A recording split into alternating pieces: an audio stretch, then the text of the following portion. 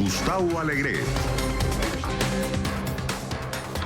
Bienvenidos a Club de Prensa, este espacio de análisis de la actualidad que comenzamos ahora en Washington con nuestros invitados. Esos han sido algunos de los temas que vamos a abordar en esta mesa de trabajo en la próxima hora. Hoy con las opiniones de quienes ya nos acompañan, de José Díaz Briceño, que es periodista mexicano, trabaja en Washington y es el corresponsal del diario Reforma. Pepe, ¿cómo estás? Muy buenos días. Buenos días, Gustavo. Muchas gracias. Gracias por estar con nosotros. Con Andrea Bernal, es periodista de este canal, es directora del programa Zoom a la noticia, ecuatoriana. Andrea, ¿cómo estás? Gustavo, qué gusto estar en tu programa. Gracias. Gracias por acompañarnos. El gusto es nuestro. Y también con Antonio de la Cruz. Antonio es analista político, es director de Inter-American Trends y es columnista en diversos medios de comunicación, entre ellos El Nacional de Venezuela. Antonio, bienvenido. Muchas gracias, Gustavo, por la invitación. Gracias por estar con nosotros. El día en el que nos fijamos son las 4:33 de la tarde en Harare, en la capital de Zimbabue, donde ha muerto el expresidente Robert Mugabe. Héroe de la independencia para algunos, tirano para otros. 37 años en el poder. Consiguió esa independencia de ser colonia británica, entonces Rodesia, hoy Zimbabue, a ser un tirano que alteró las normas de la democracia para mantenerse en el poder. Ha muerto en Singapur tras un tratamiento que, según sus médicos, luchaba contra el cáncer de próstata. ¿Cómo lo tenemos que recordar? Pues tú decías, tirano o padre de la patria, me parece que las dos cosas pueden aplicársele claramente, no es contradictorio. Sin duda pasó 10 años en prisión en medio de justamente una tiranía de una minoría blanca en la antigua Rodesia. 10 años en prisión, preparándose incluso fuera desde Mozambique para la rebelión contra este sistema tan injusto. Y pues sí, llegó al poder, pero pues, todo el mundo recuerda no solo pues, sus malos ratos contra la democracia, sino su decidida violencia y en algunos casos matazón en contra de grupos étnicos en Zimbabue bastante graves, ¿no? Se recuerda una masacre de 20.000 personas contra una minoría, donde se denunció por parte de grupos de derechos humanos que estas personas fueron obligadas a cavar su tumba y básicamente pues después matadas, ¿no? Y también incendiadas dentro de casas. Es realmente estas contradicciones muy fuertes de estos líderes que luchan contra el colonialismo en África y que se extiende pues también en algunos casos, podríamos decir, a nuestro continente, ¿no? Tenemos una figura como Fidel Castro acá que también es muy controvertida y hay que pensar en esos términos. Interesante la comparativa con Castro. He leído esta mañana en algunas informaciones de urgencia al conocer la muerte, que algunos en su momento lo compararon con el padre de la independencia surafricana, con Nelson Mandela. ¿Es comparable? No, yo creo que las cosas por su nombre, Gustavo, dictador. Él llega así a liberar en ese momento lo que era la antigua Rodesia, pero gobernó Zimbabue por 37 años y dejó una economía inestable, una de las mayores inflaciones de África. Bien lo dice Pepe, el tema pues de los asesinatos que se cometieron.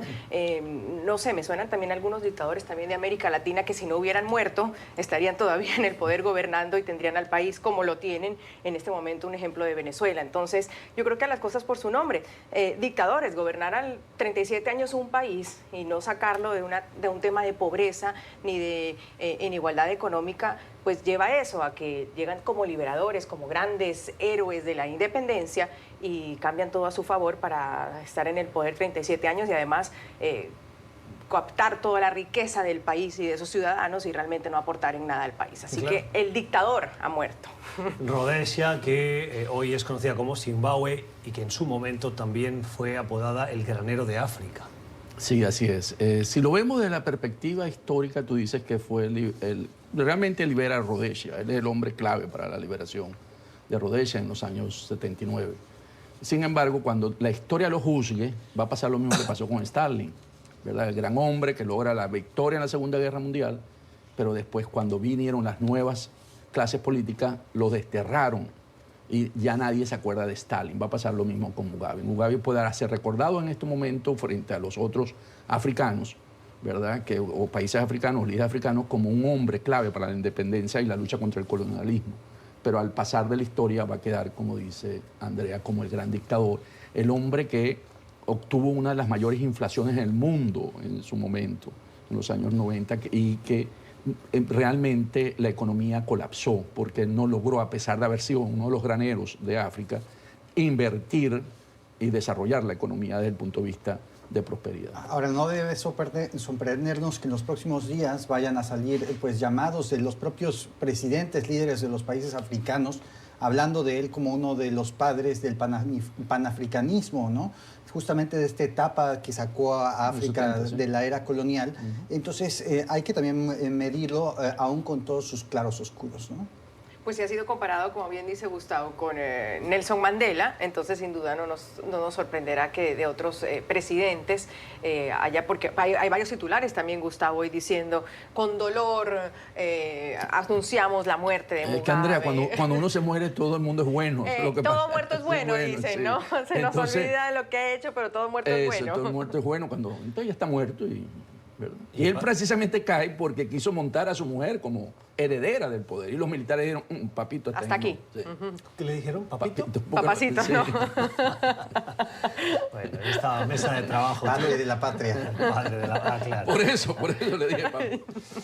Bueno, 9:39 en Colombia, en Bogotá, también en Ciudad de México y Ciudad de Panamá, el día en el que se va a celebrar la Cumbre de la Amazonía. Participan 6 países, entre ellos Colombia. No todos comparten territorio amazónico, pero sí tienen ese compromiso.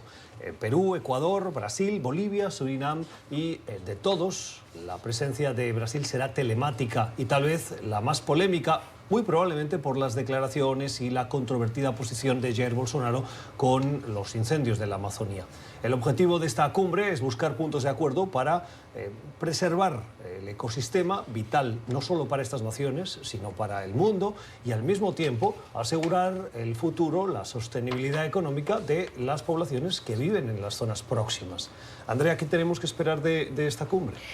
Primero, pues creo que hay decepción. Yo sé que dicen que es por cuestiones de salud, pero el hecho que Jair Bolsonaro, el presidente de Brasil, no esté en esta cumbre, creo que también es preocupante. Están Colombia, Perú, Ecuador, Brasil, Bolivia y Surinam, pero por videoconferencia. Entiendo que estará Bolsonaro, pues le quita creo que un poco de peso. Sin embargo, es muy importante la iniciativa del gobierno colombiano, liderado por Iván Duque y el canciller de Colombia, Carlos Holmes Trujillo, frente a esto que será en Leticia, en la Amazonía colombiana.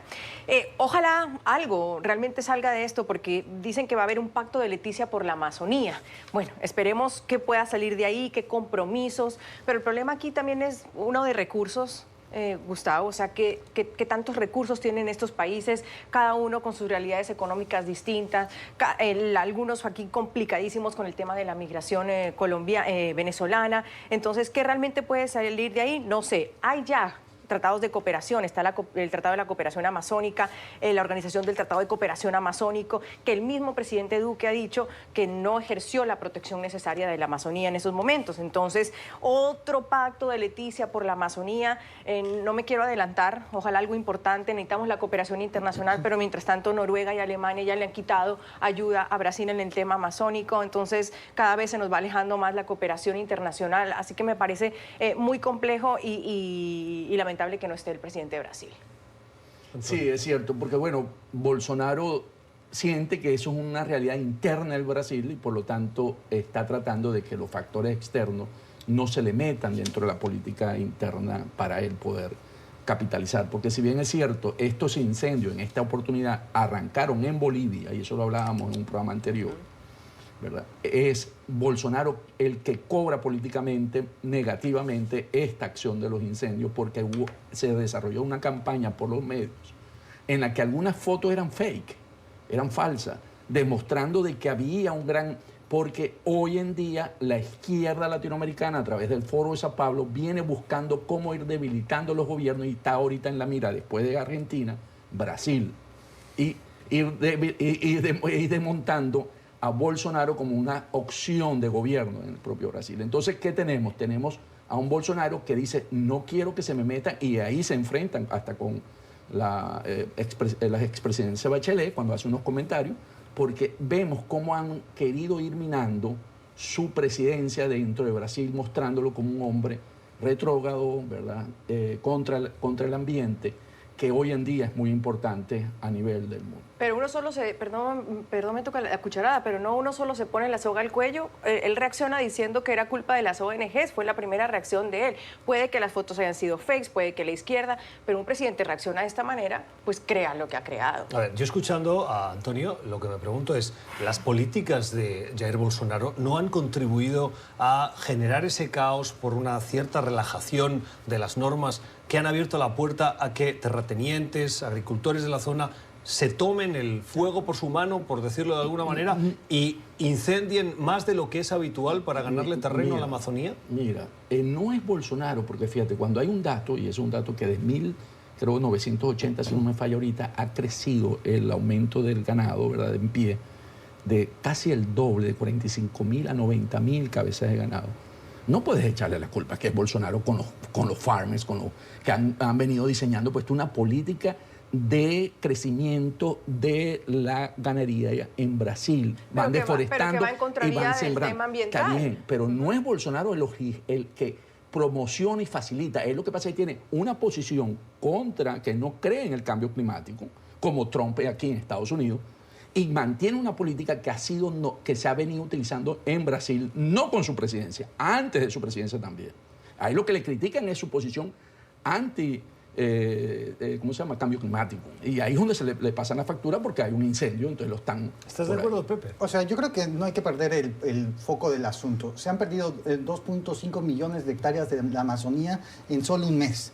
Esto es inaudito y este es el tema que deberíamos estar discutiendo, sobre todo más allá de que nos guste o no, o cuáles son las orientaciones políticas de los gobiernos, porque realmente es un tema que va a llegar, que llegó para quedarse. No va a ser la primera, entre comillas, crisis que va a sufrir este pulmón de la Tierra y otros lugares del planeta también, pues dada la degradación que estamos cometiendo todos aquí, ¿no? Y me parece que desgraciadamente, ahora regresando al tema que no nos debiera ocupar, es la reacción del presidente brasileño no es constructiva. Aun cuando es, como bien dices, un modelo que no inicia con Bolsonaro, sino que es previo, sí ha habido algunas regulaciones recientes que han acelerado justamente algunas de las invasiones y las referencias francamente racistas en contra de los indígenas de la Amazonía por parte de Bolsonaro son inauditas. Diciendo de que los indios, ellos, ¿qué tienen que hacer ahí, no? Esa es realmente una forma de comportarse de un jefe de Estado.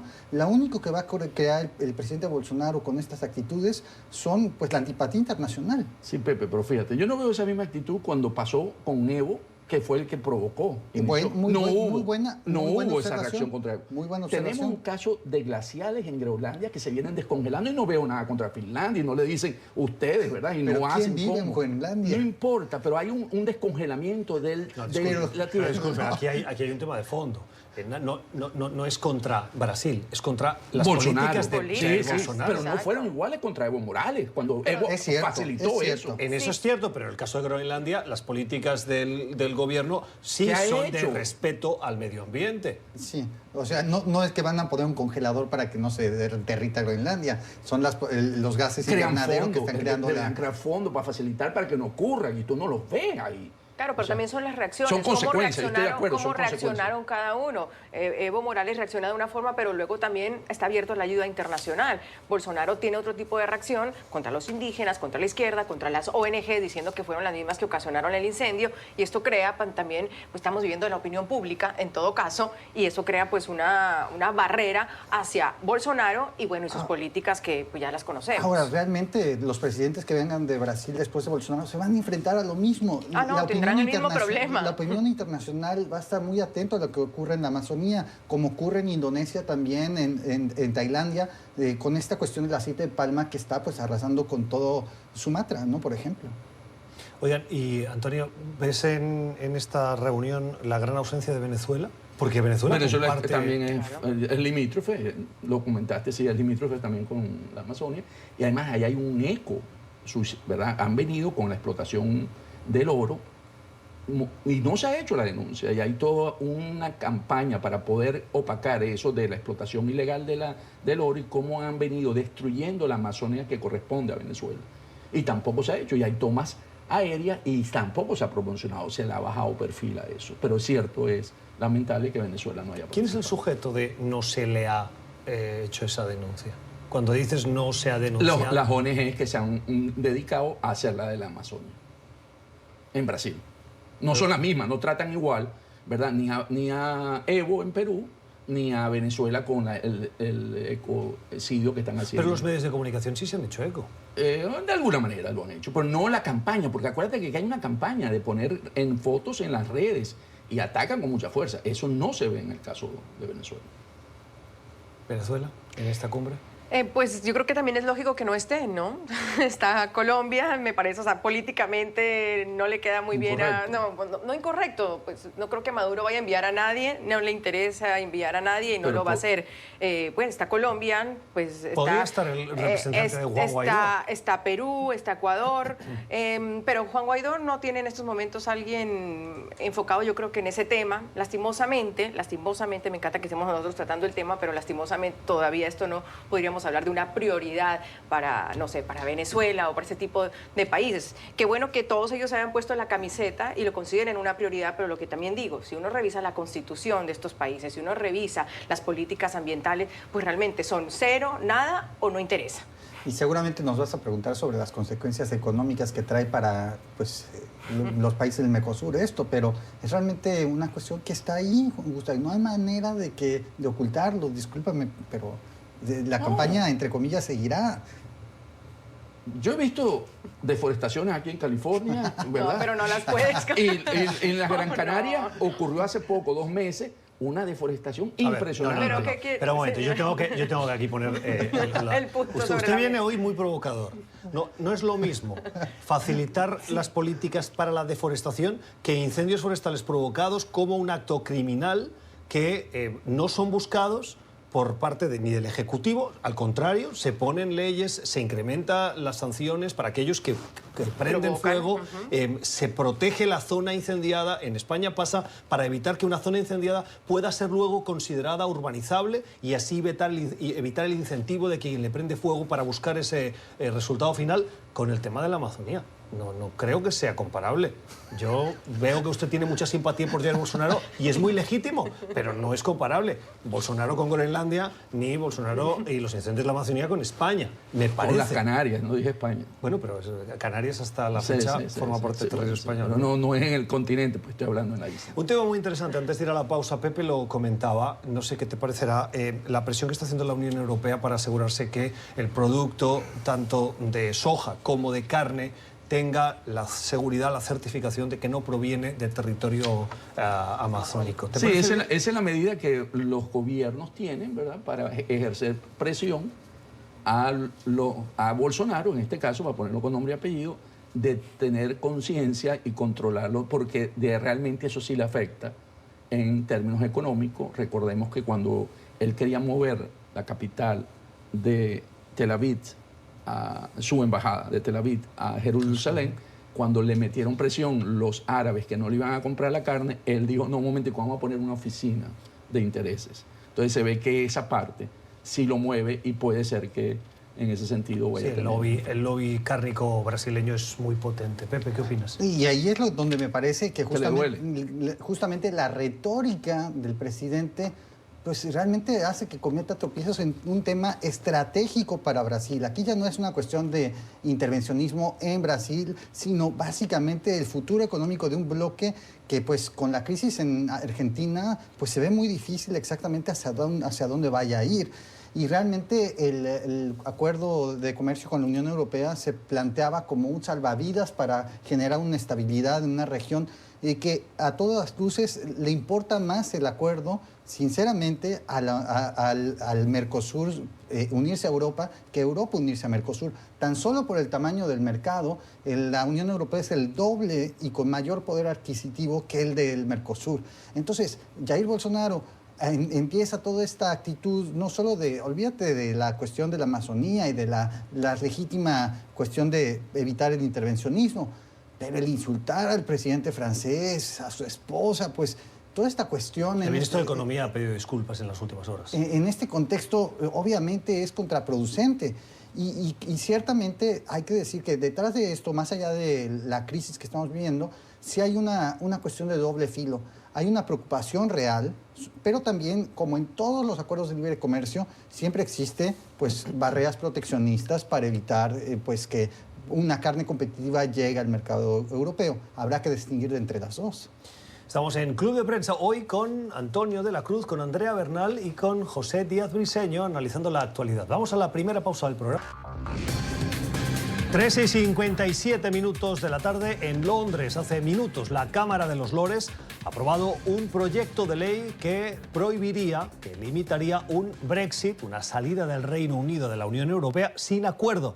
Está a un paso de convertirse en ley, lo cual forzaría al primer ministro Boris Johnson a evitar cumplir su promesa de sí o sí salir de la Unión Europea antes del 31 de octubre.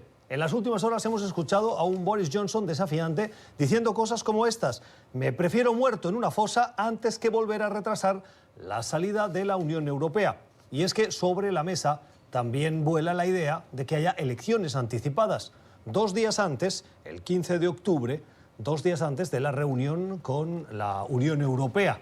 Y es que Boris Johnson aspira a que en esas posibles elecciones, todavía no concretadas, tenga una mayoría contundente, lo suficiente como para ir a Bruselas a decirle: los británicos sí están, Antonio, a favor de esa salida con o sin acuerdo. Sí, ¿qué pasa con Boris Johnson? Boris Johnson apenas tiene ¿cuánto en el cargo? 2 semanas, 3 semanas, y ha tenido toda la derrota que menos la May le tomó 2 años. La May es Theresa May, ¿no? Sí, tu amiga Theresa May. Entonces, fíjate, además tuvo desertores y lo que hace es expulsarlo. Y él fue uno de los desertores cuando tuvo Theresa May en mayo. Entonces, y no tuvo el mismo tratamiento. Entonces tú ves en el perfil populista de Boris Johnson cómo quiere manejar también ese país. Entonces, ¿qué ocurre? La tiene muy difícil. Está tratando hasta persuadir a la reina que no, porque quien emite la ley es la reina, de que no emita la ley, porque sabe que eso sí le pone una camisa de fuerza a él para poder, para pedir una extensión de la salida de la Unión Europea. Entonces, ¿qué apela? Apela entonces también a un adelanto de elecciones. Está pensando en también un voto de confianza, porque si no puede lograr el adelanto, entonces está buscando un voto de confianza inducido por él mismo, cosa que es muy extraña. Entonces, Boris Johnson está haciendo todo lo que puede desde el punto de vista de poder mantenerse para poder sacar al Reino Unido de la Unión Europea. En ese sentido, el Partido Laborista, que no cuenta ahorita con una mayoría, pues las encuestas dan al Partido Conservador con 10% por encima, si hubiese una elección adelantada, no quiere hacerlo antes del 31 de octubre, sino después, para poder obligar a Boris Johnson a perder capital político al no lograr la salida sí o sí. Además, en las últimas horas, a pesar de este revés de la Cámara de los Lores, sí ha recibido una buena noticia, y es que un tribunal del Reino Unido le ha dado la razón en la opción de suspender el Parlamento como medida que buscaba para evitar que fuera un impedimento para ese Brexit duro. Sí, 6 semanas lleva en el cargo el señor Johnson, pero realmente lo que nos está prometiendo, y no a nosotros, sino a los electores británicos, es que va a lograr lo que no logró Theresa May en todos sus, estos años de gobierno, en menos de 1 mes y medio. Eso es increíble. Dice que básicamente él está apostando a que su actitud dura va a provocar que de alguna manera Bruselas cambie de opinión y le otorgue un acuerdo que no incluya justamente esta barrera, pues de alguna manera virtual, entre Irlanda del Norte e Irlanda, algo que es realmente lo que causó la caída del gobierno de May al no lograr sortearla. Realmente en Bruselas la presión de Irlanda para no aceptar un acuerdo a cualquier precio está presente. Boris Johnson cree que lo va a lograr, pero su posición de negociación, como bien describe Antonio, se debilita minuto a minuto. Es realmente patético incluso ver algunas de sus intervenciones públicas recientes. Incluso le ha salido todo mal, como por ejemplo una entrevista que le estaba haciendo la BBC a llegar a Yorkshire, en un centro donde domina a las personas que apoyan el Brexit. donde en la calle le dicen, hola Boris, ¿cómo está? Por favor, váyase de mi pueblo lo más pronto posible. En cámara. O también le dicen, no tienes idea de lo que estás haciendo, no estás negociando, estás solo hablando. Y todo esto en medio de una entrevista. Realmente la posición de él, donde su propio hermano tampoco lo apoya, me parece realmente patético. El hermano de Boris Johnson, que ha salido del gobierno, formaba parte de ese gobierno como ministro y ha decidido que renuncia con el argumento de que el gobierno no está trabajando para el interés general. Andrea, ¿cómo valoras la decisión de Bruselas de haber activado ese fondo de catástrofes el 1 de noviembre, que es el día después de esa fecha límite, 780 millones de euros frente a esa eventualidad de un Brexit sin acuerdo? Bueno, la Comisión Europea equiparará la salida sin acuerdo del Reino Unido de la Unión Europea como una catástrofe natural. Entonces lo está equiparando a eso. Me pareció muy interesante cuando lo vi, cuando lo leí. Es como incendio, inundación, terremoto y el Brexit, ¿no? Es la comparación que hace la Unión Europea. Y interesante frente a eso. Yo creo que sí, es importante y la comparación vale sin duda alguna, porque yo creo que el enfoque debe ser hoy por hoy y la prioridad es evitar que se llegue a producir la salida del Brexit sin acuerdo, además en medio de unas elecciones, Gustavo. O sea, y es a donde quieren llevar, porque el tiempo apremia, unas elecciones adelantadas, cogidas también de la salida de la Unión, del Reino Unido de la Unión Europea. Entonces esto puede ser realmente una andanada, como que cuando la nieve se va haciendo una bola grande y esto se lleve a todo por delante. Entonces me parece bien ese como escudo que pone Bruselas frente a lo que pueda suceder, pero yo creo que esa es la prioridad. Que no se quiera lograr que ambas cosas sucedan, porque si no, realmente va a ser una catástrofe natural lo que va a suceder. Yo cada vez que voy viendo cómo avanzan las negociaciones del Brexit, recuerdo la lectura de aquel columnista que decía que Boris Johnson puede acabar siendo el último primer ministro del Reino Unido, porque eso genere la división del Reino Unido, Escocia por un lado, Irlanda del Norte activando esa cláusula del acuerdo de Viernes Santo en el que pedirían ese referéndum que probablemente ganarían los católicos y forzarían esa incorporación al resto de Irlanda, lo cual supondría una catástrofe. Por eso cuando Antonio menciona a la reina, yo creo que la reina piensa a largo plazo, no a tan corto plazo, como lo hace ahora mismo Boris Johnson, y pensando en preservar esa unidad del Reino Unido. Sí, podríamos ver que la reina sea el factor de control de daños. Sin embargo, ella estuvo de acuerdo con suspender el Parlamento. ¿Eso no fue más un trámite? Es un trámite, pero también es un trámite que aprueba las leyes también. O sea, porque ella no tiene la función política. Pero ella no tenía la oportunidad de decir que no. No, por eso. Él me está diciendo que la reina puede ser un factor. Entonces digo, ella está ahí como para facilitar, no para hacer el daño. Sí, a diferencia de otras monarquías constitucionales, no está jugando ese papel desde hace décadas. Sí. Entonces, ¿qué ocurre con Boris Johnson? Boris Johnson es un hombre mediático, es periodista, ¿verdad? Mediático, ¿malo? Le encanta. Es malo porque es mentiroso. No, pero sí. Lo echaron de un medio de comunicación cuando era corresponsal de Bruselas por mentir, por inventarse citas. Entonces, él lo que hace todo es mediáticamente. Tiene muchas cosas parecidas con un señor que está aquí en este país. Son mediáticos. Entonces manejan mediáticamente. El cabello. No, hasta físicamente. Entonces, yo lo que creo que es lo que está tratando de ver cómo sobrevive ante esa crisis que tiene, porque él prometió. No vamos a ir del rey, no se van a ir, va a costar mucho, va a tomar tiempo, van a tener... Pero resulta que para hoy, si uno se pone en perspectiva, estuvo mejor el acuerdo de la señora May, que era una salida ordenada, tenía unos costos indirectos que no aceptaron tampoco, porque ahorita en el Reino Unido es un pleito, el Brexit, entre familias, y ahí donde sale lo del hermano de Boris. No se trata, cuando hay reuniones familiares, el tema del Brexit, porque están divididas las familias. Ahora, como para muchos sectores de la izquierda europea también, el tema pareciera puesto en bandeja de plata para que en principio el Partido Laborista lograra atraer a todos los desencantados con la aparición de Boris Johnson y realmente pudiera formar un polo alterno.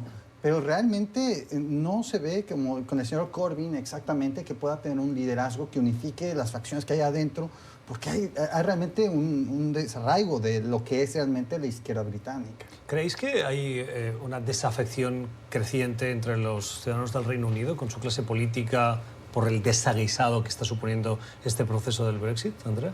Sí, yo creo que sí lo hay. Esto sin duda hubiera sido como, pues, como que tenía que pasar. Todo el mundo dijo, hay un referéndum, hay que cumplirlo, bueno, hagamos que se cumpla. Y hemos llegado a este momento donde realmente no sabemos qué es lo que se va a cumplir o qué es lo que podría pasar. Hay gente que decía, y si lo ponemos de nuevo y vamos a votar el Brexit, ¿cuáles serían los resultados hoy? Sin duda quizás serían muy distintos. Yo creo que hay una desafección, bueno, ya lo sabemos, no solo en Reino Unido, sino en América Latina de por sí de nuestros dirigentes, pero cuando nos encontramos con personajes como estos, realmente, ojalá la gente piense a quiénes estamos eligiendo y quiénes nos están gobernando. ¿Qué ocurre con el Brexit, Andrea? Fíjate, el Brexit es uno de los primeros elementos en la que se observa la intervención rusa en elecciones. Recordemos que siempre cuando queremos hablar de intervención de Rusia en elecciones, el Brexit es el primero y el segundo es Estados Unidos. Entonces, cuando hablemos que el resultado no fue, ¿verdad?, el que se esperaba, porque en ese momento cuando surge la decisión, se esperaba un resultado favorable. Y es adverso, es precisamente porque es una implosión a todo lo que es la cultura, la civilización occidental. Entonces, ahí tenemos que tomar en cuenta de que si hay un desapego contra los dirigentes, recordemos que esto es un proceso manejado por las redes sociales para crear un sentimiento anti-europeo y empezar a implosionar las instituciones. Totalmente. ¿A quién le conviene una Europa débil, una Unión Europea débil? Pues a Rusia, sin duda. A Putin. Y aquí es la cuestión de que ¿qué hace el presidente Trump y el vicepresidente Pence yendo a visitar a Boris Johnson y a darle básicamente su apoyo? Pues apoyando los intereses estratégicos de Rusia a largo plazo. El análisis de nuestros invitados en este Club de Prensa de hoy. Vamos a ir a la nueva pausa al volver. 9:13 de la mañana en Ciudad de Guatemala, en la capital de Guatemala, en Centroamérica, el día en el que el presidente Jimmy Morales ha decretado el estado de excepción en 22 municipios. Esto tras el asesinato de 3 militares por organizaciones que se atribuyen con vínculos al narcotráfico. El presidente de Guatemala dice que hay que recuperar el control de esa zona del país y aplica la ley que viene definida en la Constitución y en el orden jurídico del país y implica el derecho a no poderse reunir, ni moverse, ni manifestarse en esas zonas durante 30 días. Estado de excepción para esas zonas del país vinculadas a esas redes presuntamente de narcotráfico, Pepe. Mira, el gobierno de Jimmy Morales tiene una pésima aceptación pública en Guatemala, ya está de salida, viene un nuevo gobierno. Y realmente todavía hay muchas preguntas que responder sobre a qué responde este estado de sitio, de excepción. Y básicamente se habla de un incidente donde mueren 3 soldados en una región de la selva maya de Guatemala. En general, básicamente establece el estado de sitio en una parte que representa como un 10% del territorio geográfico de Guatemala. ¿Es esto una reacción proporcional al asesinato de tres militares? ¿Suspender las garantías individuales de la población, en una población mayormente indígena en esa zona de la selva del Petén, que bordea con Belice? A mí me parece en principio un poco exagerado, considerando todo lo que pasa no solo en Guatemala, sino en otras partes de la región donde la violencia está a la luz del día. Ahora, ¿qué exactamente podría estar detrás? Algunas personas críticas del gobierno de Guatemala hablan, por ejemplo, de que se busca beneficiar intereses económicos que pudieran aprovecharse justamente de ese estado de excepción, pero realmente me parece que todavía hay muchas cosas que están poco claras. Es que además, si fuera así, Guatemala tendría que haber estado en estado de sitio hace mucho tiempo atrás. Tasa de 27,26 homicidios por cada 100.000 habitantes y está entre los 20 países más peligrosos del mundo. Y el tema del narcotráfico no lo han podido parar. Y lo otro es preguntarse cuál ha sido la estrategia de Jimmy Morales realmente o sus políticas de seguridad para hacer que no lleguemos a este momento.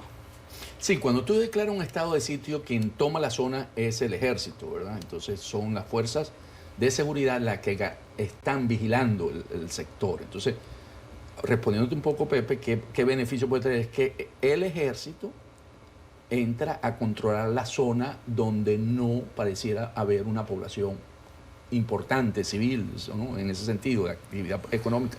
Entonces, pareciera que más bien para facilitar el paso de la droga por la zona. Es que también eso es una gran pregunta, porque en años recientes justamente las grandes preguntas es el papel que tienen las fuerzas de seguridad guatemaltecas en la facilitación del narcotráfico en la región.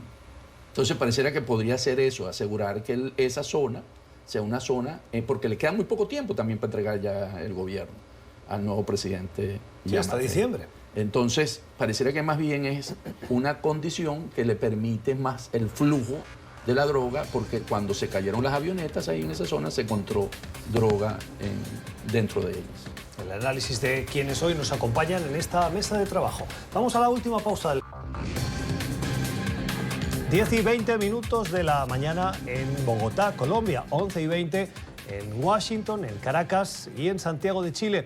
El día en el que aparece un, dicen, movimiento político clandestino en Bogotá, en Colombia, que va a tener como nombre Movimiento Bolivariano por la Nueva Colombia. Está impulsado por esos guerrilleros que decidieron apartarse del proceso de paz para volver a las armas. Andrea, ¿preocupante?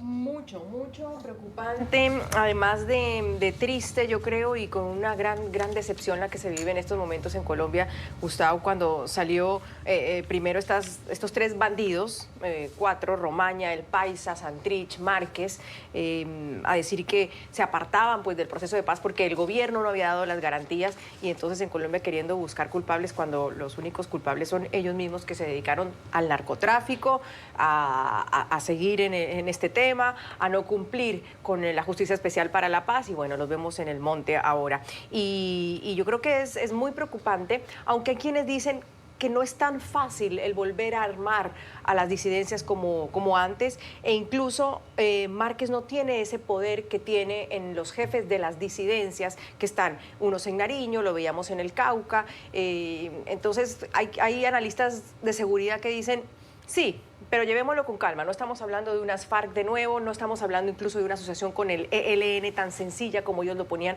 sobre la mesa, pero sí hay que estar muy atentos, y yo creo que, bueno, las declaraciones del presidente Duque en cuanto al dinero que se pide por ellos, a cómo los van a combatir, me parece interesante. De todas maneras, siguen siendo congresistas, esto es también otra cosa que pues compleja, suspendidos, ¿no? Pero el cheque, dijeron, el cheque todavía se los van a seguir girando hasta que también haya una... Entonces es una vergüenza, exactamente.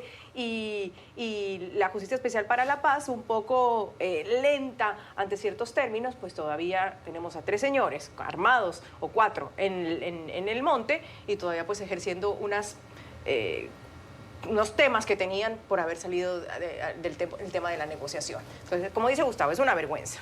Mira, Andrea, ¿cómo lo veo? Fíjate, esto surge después de la visita a La Habana de estos señores, conjuntamente con el hermano de Chávez, que lo acompañaba en el avión, de acuerdo al expresidente Pastrana. Era un avión, el avión privado, además, de Maduro.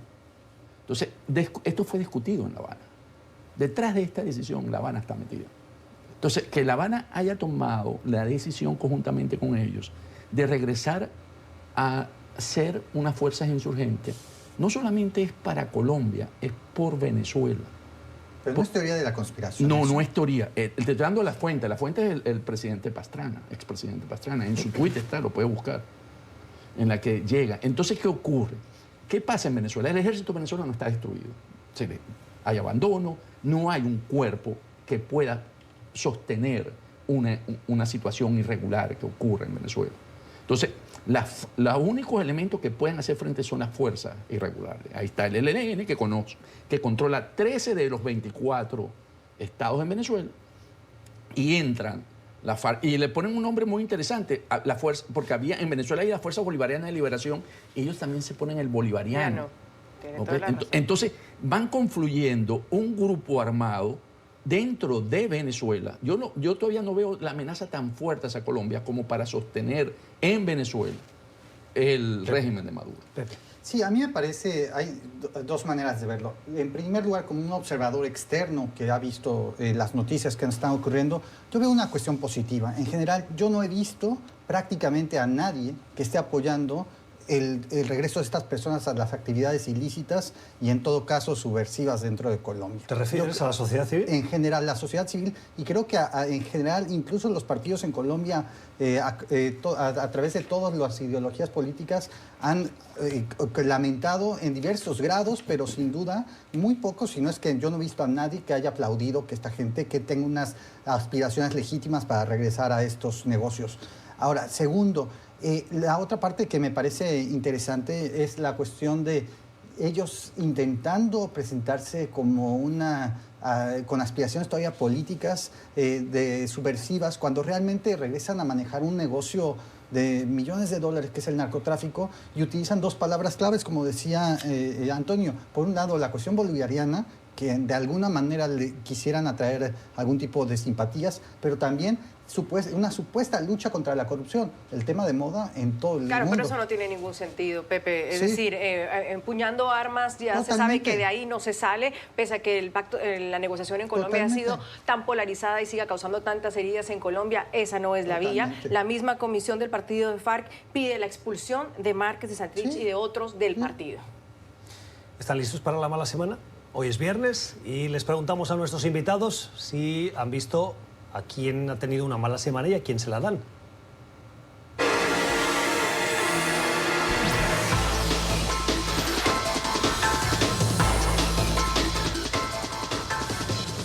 La mala semana, los viernes, en las que, Antonio, ¿a quién se la damos? Yo se lo doy a Boris Johnson, porque realmente ha sido derrotado en tan corto tiempo, estando como primer ministro, y su futuro no luce muy bien.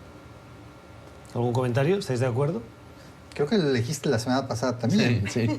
Escogí a Great Britain en ese momento del Reino Unido y estaba Boris Johnson. Yo, pero sigue la semana pasada y De esta acuerdo. también. Sigue siendo perdedor. Mírenlo ahí despeinado, como que no sabe ni hilar una idea. Sí, ha sido pésima semana para él. Bueno, Andrea, ¿a quién le damos la mala semana? Pues con lo que terminábamos de hablar justamente con Márquez, Santrich, Romaña, El Paisa. Es una pésima semana porque no se han dado cuenta de lo que les viene, la opinión pública. Si las FARC de por sí, ya hecho partido político, tenían una imagen tan negativa todavía de la opinión pública, hoy en Colombia la gente está decepcionada de lo que ha pasado con ellos y no creo que tendrán otra salida que la cárcel. Hay una pregunta que estos días cuando he estado hablando de este tema con analistas me decían, hay que ver hasta qué punto van a tener capacidad de arrastre de aquellos miembros de tropa de las FARC que formaban parte de esa guerrilla y que se han incorporado al proceso, pero que el proceso tampoco les satisface en sus aspiraciones vitales y que ahora pueden tener la tentación de regresar. ¿Esa tentación existe? ¿Está muy extendida? No sabría decírtelo, Gustavo, pero sí hay análisis que dicen qué tan fácil será para ellos sumar disidencias cuando si ellos fueron parte del proceso y esas disidencias no estuvieron de acuerdo con el proceso y ellos entraron al proceso y ahora se salen, entonces qué tan fácil va de convencerlos, no, mire, si el proceso estaba mal, ustedes tenían razón, venga y nos aliamos de nuevo, no sé qué tan fácil resulte. Yo ahí agregaría solamente en las zonas rurales donde estaba el cultivo de la coca, que sí puede ser el agricultor que no tiene un cultivo sustituto que pueda ser otra vez entusiasmado, porque acordémonos que son narcoguerrillas. La mala semana de Antonio para Boris Johnson, de Andrea para estas nuevas FARC, si se puede denominar así, y Pepe, ¿la tuya? Una pésima semana para el vicepresidente de Estados Unidos, Mike Pence, quien jugó el papel pues casi de tonto útil en su viaje por Europa al quedarse pues hospedado en un hotel, imaginemos de quién, del presidente Donald Trump en Irlanda, y que pues casualmente estaba a 300 kilómetros de Dublín, donde tenía sus reuniones reales. Ya hay una investigación en el Congreso para ver si el presidente Trump básicamente no ordenó esto para beneficiarse él económicamente al tener esos ingresos a través de su corporación, pero que Mike Pence se presente y diciendo, bueno, yo lo escogí porque vine a ver a una familia que tengo aquí lejana y este es el mejor lugar para estar, pues suena muy dudoso y da de pena. En Londres viajaba en un viaje a Islandia para luego regresar al territorio continental europeo y de Londres a Islandia pasó por ese... Domberg. Por Domberg. Ah, pero lo invitó, ¿no? No le le hizo una invitación. Aquí paga todo el mundo. Tenemos que dejarlo aquí. Gracias a nuestros invitados por sus comentarios, por el humor y la pasión en defenderlos. Y a ustedes por la generosidad de su tiempo. Nosotros nos vamos de fin de semana. Bueno, queda el viernes, pero de fin de semana les deseamos que también lo disfruten, lo descansen. El lunes regresamos a la misma hora.